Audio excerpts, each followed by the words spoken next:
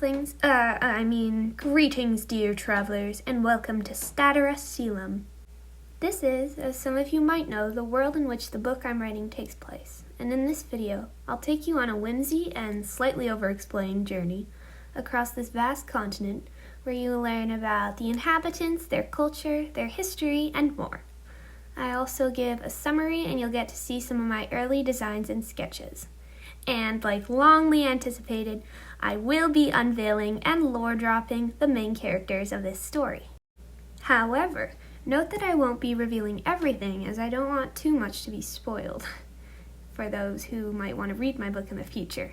As much as I want to make a 500-hour video explaining the whole entire thing, that's not going to happen today. One day, perhaps, I'll finish this story and share it with you, but this is all for now. Hope you enjoy nevertheless. Let's dive right in. Thousands of years ago, Statera was one great and whimsical land that unified all species until the Bane, a suffocating storm of darkness that destroyed everything on its path, crept from the darkest place beneath the sea and threatened the entire world. Over the years, a kingdom was built to protect the people, the Kingdom of Selam, named for the sky and its avian hybrid inhabitants. The kingdom flourished and stood strong despite the looming threat, until the leader's bloodline ended.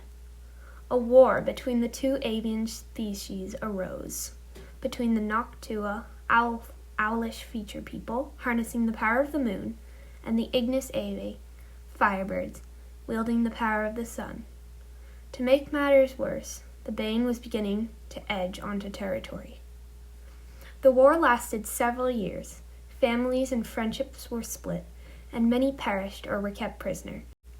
The final battle was a sneak attack from the Ignis army, and since it was in broad daylight, the Noctua were attacked unprovoked and fell to a terrible defeat. Aniran, an ambitious but level-headed Ignis, was crowned the King of Solaris, as it was renamed soon after. He wanted to create a world where no one feared that the sun wouldn't rise, so he cruelly banished all remaining Noctua, the harnessers of the moonlight, down to the underworld, where he made sure they could never use the power of the moon again, for he and many others blamed them for the Bane's development and threat to the sunlight. He also sacrificed his own life to perform a dark and dangerous spell to push the Bane away, temporary but effective, creating a huge wall out of pure sunlight, almost impossible to penetrate through, stretching across the top of the continent and blocking out the darkness. All of these events lit a blazing fire of hatred between the two species. The Ignis Avi people were safe and lived beneath the sunlight, brighter than ever before, but doubt still swirled in the minds of some. Down in the underworld, there were long years of struggle where many Noctua died from rockslides or famine. Most Ignis felt pity and knew in their hearts that the Noctua were innocent, but only a few were brave enough to defy the king and help somehow. In the middle of a forest of the forgotten, a land abandoned and overgrown as it had been prior touched by the Bane, the few brave defiers secretly built a glass tower known as the Eclipse Spire that towered over a deep hole in the ground, so that when moonlight struck on the tip of the spire, it would reflect down into the pool of water, the lunar core, in the underworld, which gave the Noctua some of their magic back, even if they couldn't ever see the actual moon again. But the land that the rebels built on was cursed, and soon enough took their lives.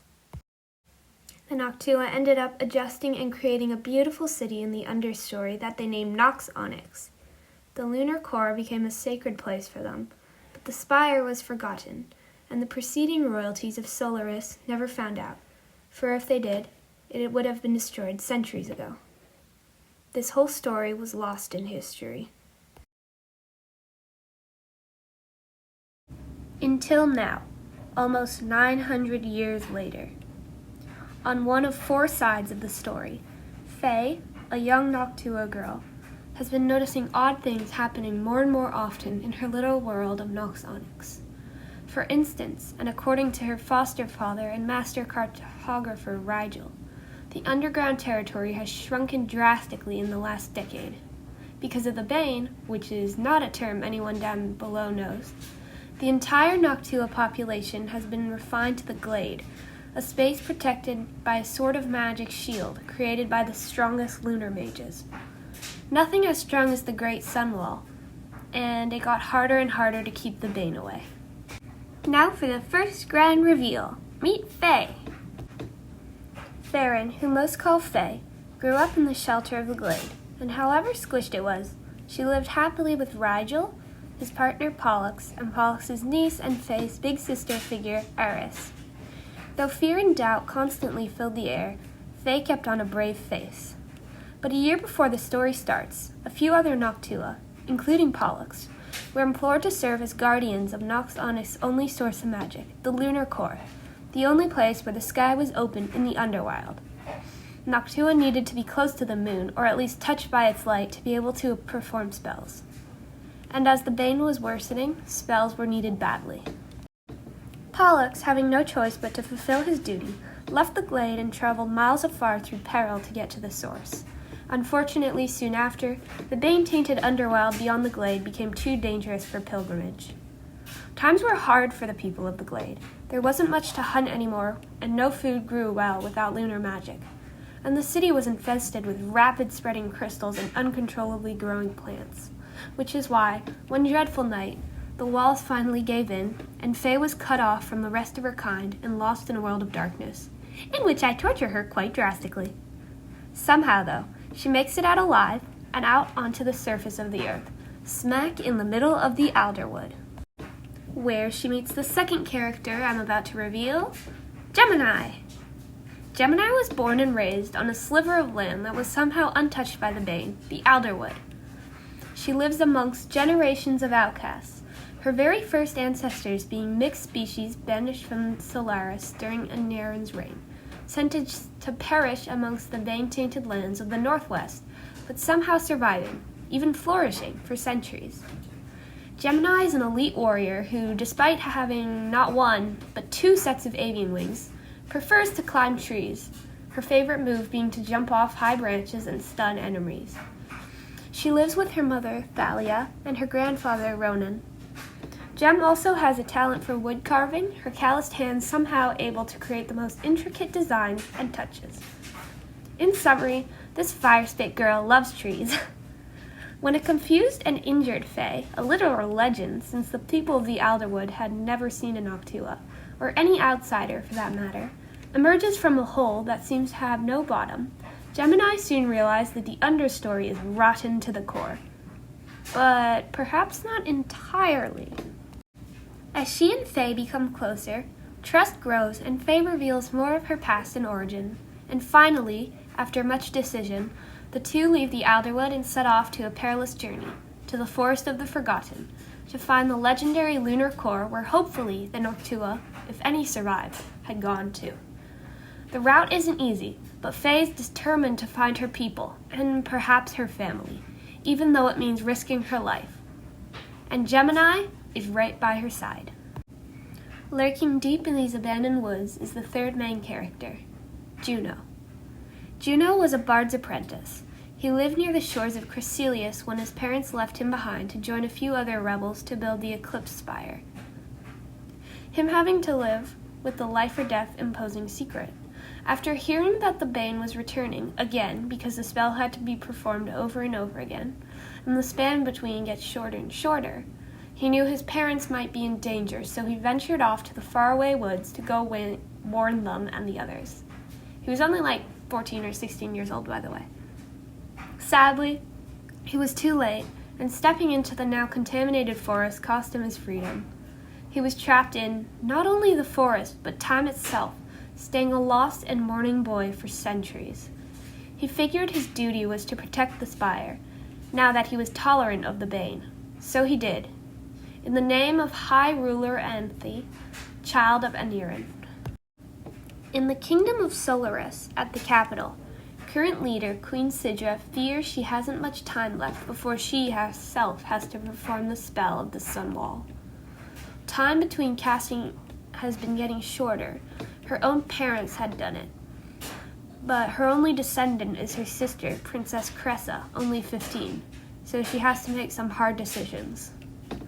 Cressa, after discovering these shocking plans, decides to take things into her own hands after a forbidden trip into her late father's study accidentally leads her to a full history reveal. She knows that she needs to find a way to make things right, and most importantly, find the origin of the Bane and destroy it, if it can be destroyed. Either way, it's the only hope for the world. But she'll have to do it alone, for this world isn't ready for such a big secret. Her path crosses with Faye, who has yet to truly comprehend the years of hatred between her own kind and Cressa's, and Gemini, whose instincts are fierce and seething at the lonesome Ignis avian girl, who's clearly hiding something big. To Gemini's disdain, Faye accepts for the girl to come with them on their quest, as she knows what it feels like to be clueless to history. Plus, she might know some things. Useful things. Then, they meet Juno, another foe to friend who holds the key to everything they need to find Noctua. But Faye's heart is split between destroying the Bane and finding the lunar core. Times are hard. Faye struggles with chronic night terrors. Juno has yet to tell the others the truth and earn their trust. Gemini is having more and more trouble keeping her seemingly silly secret while grappling with self-acceptance, and Cressa is horrified about the history of her kingdom, wishing to escape it all. Will this unlikely foursome be able to set aside history itself and strike darkness in its very core? An heir, a wanderer, a rebel, and a guardian, brought together by unlikely fate, embark on an epic journey to uncover and expose the vile truths of their world's history, end the Bane forever, and unite, once more, the great land of Statera. That's all for today. Thank you so much if you took the time to watch this. It means more to me than I can even, tell you. Truly, thank you. And stay tuned for updates on this story. It will be a continuously long project, and I might, if you guys are interested in it, host a Draw This in Your Style contest, just like I did for my previous book, except this time I'll actually not abandon the book. Anyway, thank you for watching, and I will see you next time. Bye!